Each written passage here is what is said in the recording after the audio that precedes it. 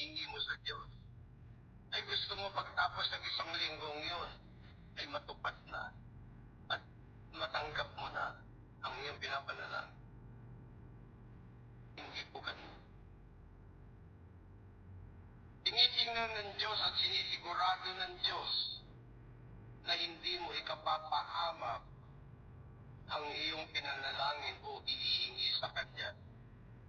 Kung kaya matagal bago dumating o matagal yung katugunan sapagkat nais ng Diyos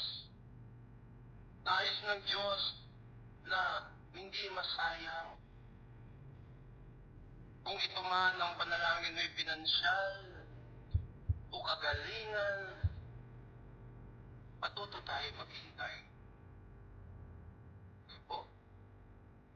Sapagkat ang paghihintay